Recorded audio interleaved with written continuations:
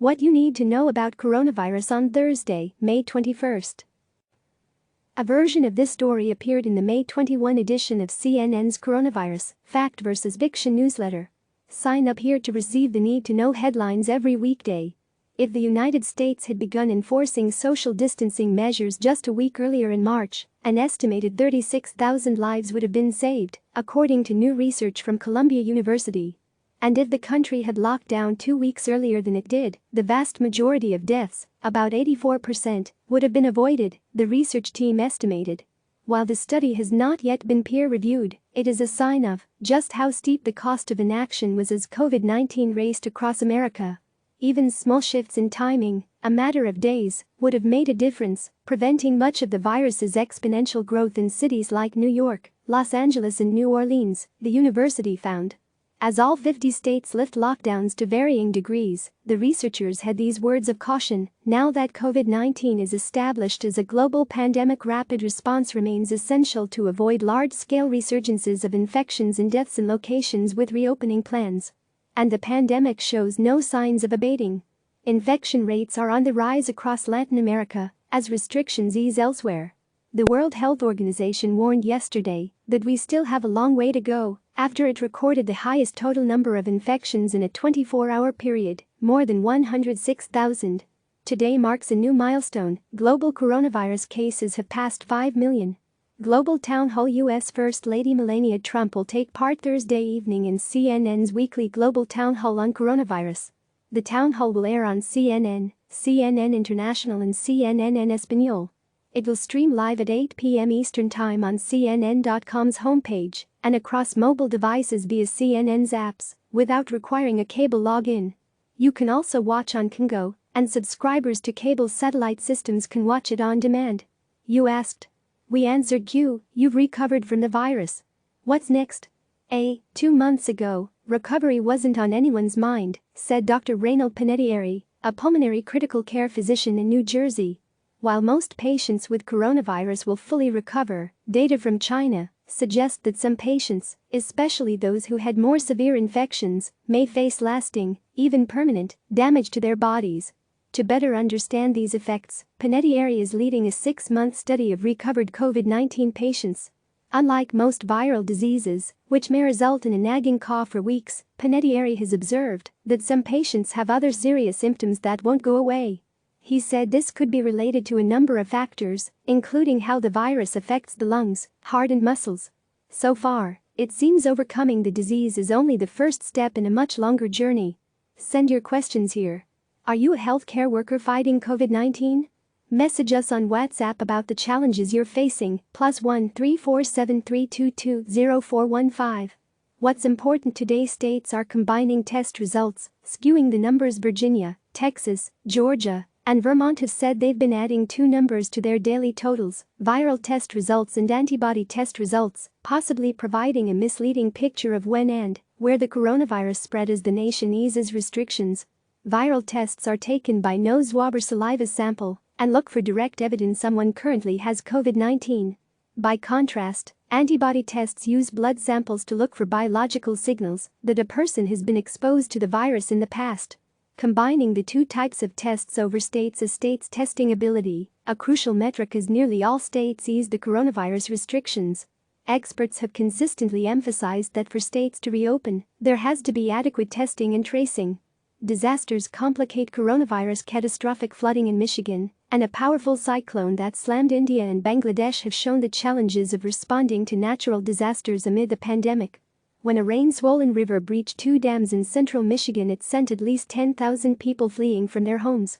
Officials there are now juggling 2 public safety crises at once, with evacuees being screened for coronavirus before entering shelters. Cyclone Amphan, one of strongest storms recorded in the Indian Ocean in decades, hit India's eastern coast and neighboring Bangladesh yesterday, leaving thousands homeless and dozens dead as authorities raced to provide relief efforts in communities already stricken by the coronavirus. One Indian official said it was a bigger disaster than COVID-19. Families of Italy's nursing homes victims want answers. Italian authorities are investigating a string of health violations at nursing homes across the country during the pandemic. Family members say the institutions didn't do enough to protect those in their care and blame authorities for placing COVID-19 patients alongside the elderly. At least 15 facilities have been closed, and their patients relocated after inspections by the Italian police's health unit found that many failed to follow coronavirus protocols, including providing enough protective equipment for staff and dedicated quarantine areas for suspected coronavirus patients. Children in Asia are going back to school. The coronavirus has set global school enrollment back 4 decades, as closures and recessions in many countries have hit education, according to a new report by a United Nations agency. For the first time in 3 months, South Korean high school students have returned to the classroom. But it doesn't signal a return to normal. Temperature checks, masks and socially distanced seating are among the adjustments. The changes are not without challenges or risk. School is also starting in other countries in the Asia-Pacific region too. In New Zealand, which has been praised for its swift approach to controlling the virus, students around the country headed back to school on Monday after 8 weeks at home.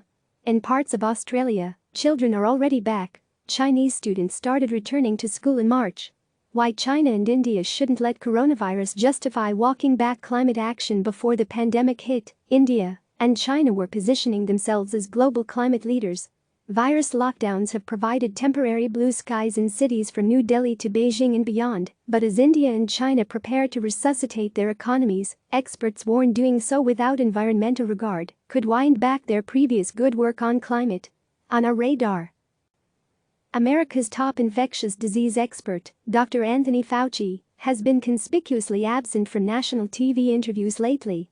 If you're missing his calm and clear guidance, you can catch him on Julia Roberts' Instagram. San Francisco's sanctioned tent encampments, providing housing for the homeless during the pandemic, have inflamed tensions between lawmakers and residents. Pennsylvania's governor is livid after Pittsburgh Steelers quarterback Ben Roethlisberger posted a video of himself getting a haircut during quarantine. This is what his barber had to say. "Gosh, what a crazy time. How are you all doing?" Why the Food Network's mix of wholesome positivity and comfort food was the perfect recipe for pandemic programming.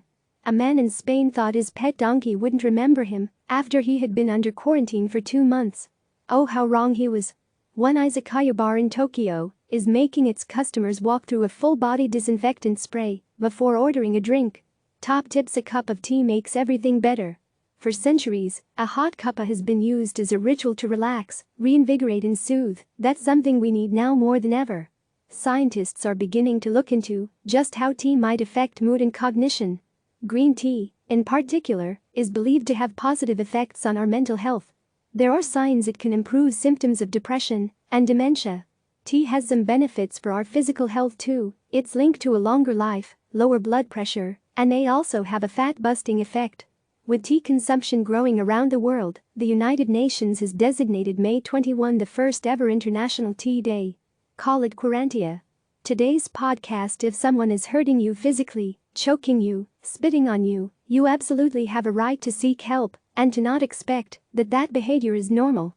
Ariel Zhuang, CEO of Safe Horizon: what happens when staying home isn't safe? On our latest podcast, CNN's chief medical correspondent Drive, Sanjay Gupta discusses the impact of the pandemic on victims of domestic violence and child abuse. If you need help, call the National Domestic Violence Hotline at 1-800-799-7233 or visit their website at theheadline.org. Listen now. Click subscribe to receive the latest news.